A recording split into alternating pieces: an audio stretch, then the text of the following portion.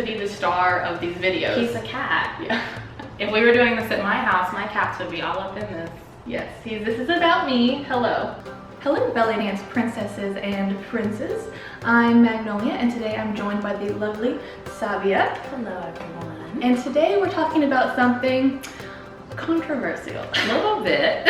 A lot bit. Oh, yeah.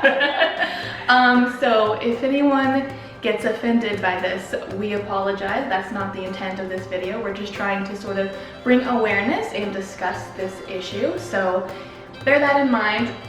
We do not speak for everyone. We're just discussing this, from our own experiences. This is about belly dancers, and I guess when we say like black belly dancers, that could be like belly dancers of color, literally people who identify as black or African American, belly dancers that are in like Africa, belly dancers that are not a part of the necessarily the cultures that have been identified with belly dance, but are not white. Okay, yes. I think that's kind of definition. We can't make that a title. Yeah. It will be a little long, but yeah. No, I think that's a really good way to explain it. We're talking about belly dancers of other ethnicities than the Middle East or white backgrounds. Yes. So, let's do that.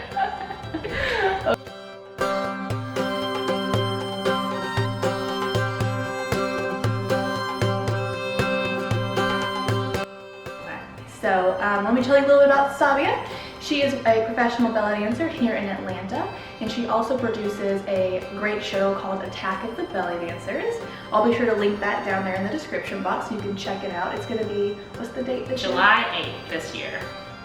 All right, so let's go ahead and get started by talking about Sabia, of course, and discussing how you got started with belly dance and where sort of that's led you now with your career. Okay, first time I saw a belly dancer was at a Renaissance festival. I think I was 3 or 4, and I was just enamored with her. Yeah. And I told my mom, I said, I'm doing that. My mom's like, that's not a profession. But little did she know. Yeah, I was like, I was always in love with it, and I moved on. And when I got to college my freshman year, my mom got me a gift certificate to a belly dance studio. Oh, that's so cute. So it kind of came full circle. She finally was like, okay, you're still into this. So I started dancing and danced there for a little while, then found some like teachers to steadily train with, and that's kind of how it all started for me. Okay, so let's kind of get started with your personal experience as being a black belly dancer. What's some of the common negative things you experienced trying to belly dance here in America? I had to really, like, when we talked about doing this, like sit down and digest it, because it's something like, just to be as honest as possible. I identify as black, I'm American, I'm mixed, but I'm seen as a black woman, and I identify that way. And I think that my black experience transcends everything for me. So I'm black, and I'm always gonna look that way to people. So in belly dance, sometimes that has put me in places where I can feel the same discrimination that I've felt in other spheres of my life. We are not what belly dancers are supposed to look like. So when it comes to maybe gigs or performances or inclusion, we're left out.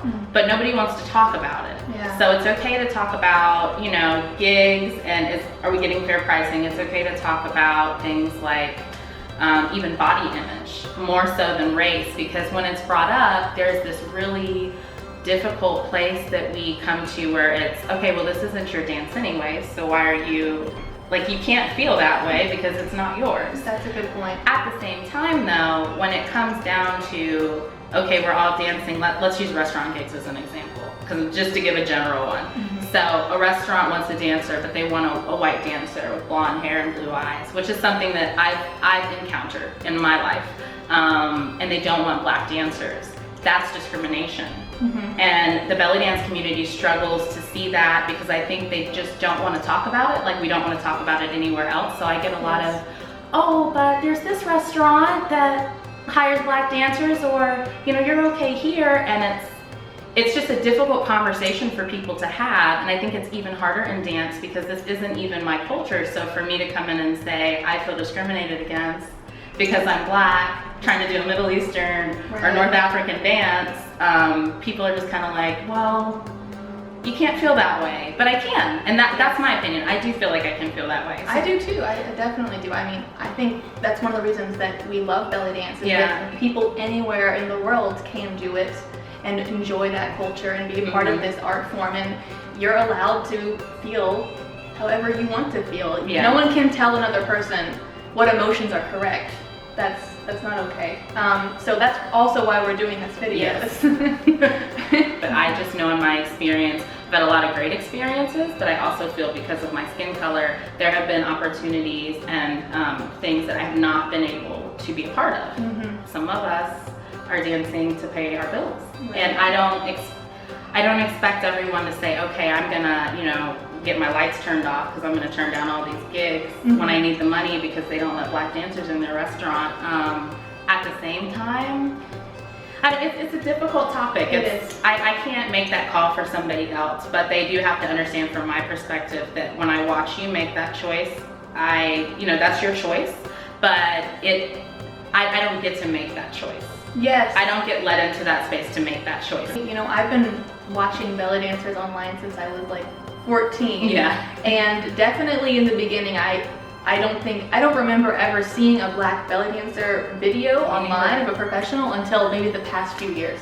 And just Google black belly dance and see what comes up on Pinterest, Google. It's not going to be, you're gonna get some like brown skin dancers, but you're gonna get a lot of white dancers. And it's the same thing when you Google black women. It's just really interesting. It's this like level of erasure that goes on. Yeah. I mean, at the end of the day, I get it. This is the entertainment business. We're selling an image.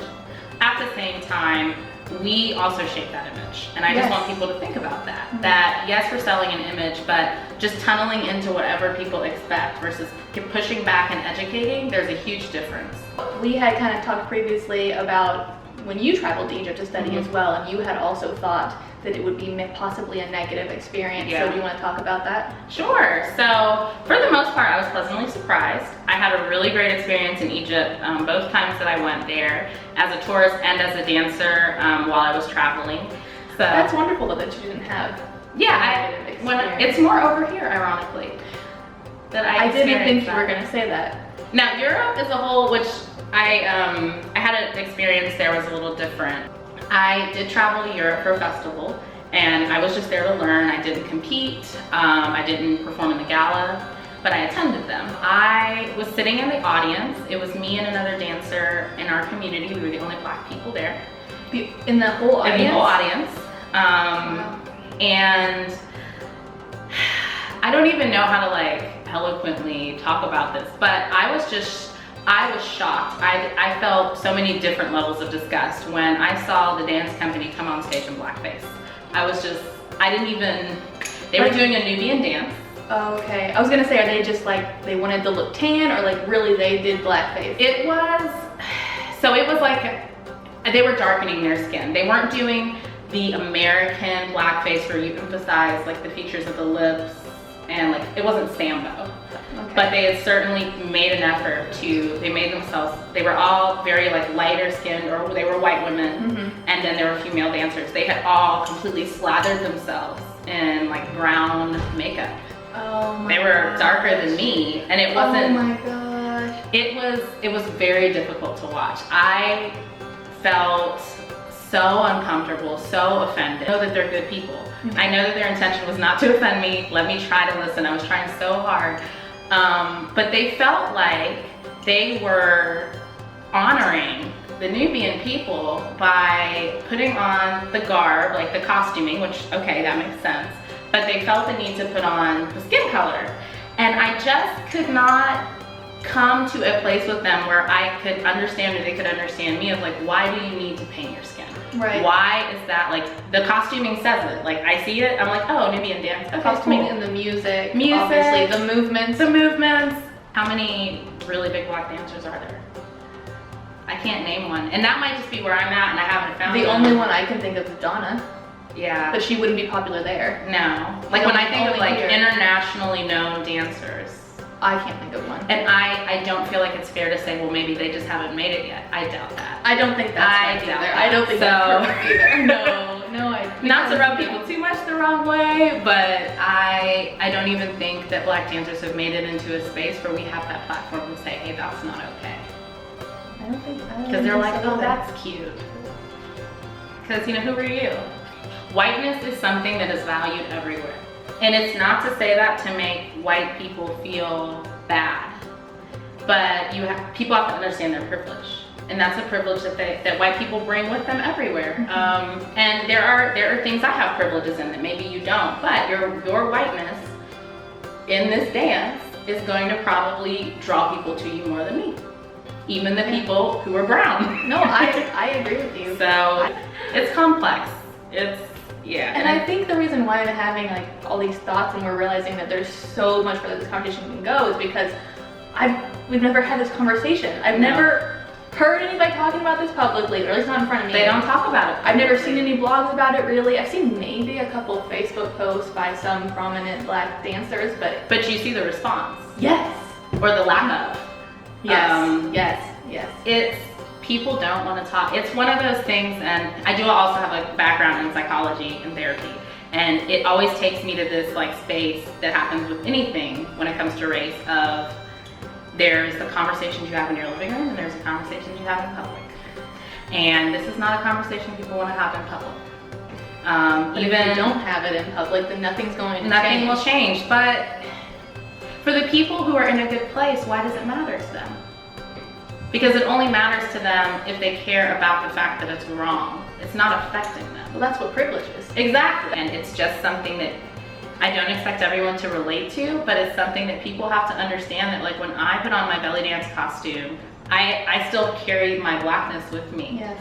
And some people don't like my Blackness, and that belly dance doesn't transcend that. It's not like all of a sudden I'm a belly dancer so people ignore my skin color. I think people think that is what they happens. think it's because there's this whole emphasis on this is everyone's dance, and it is, but it isn't. Yes.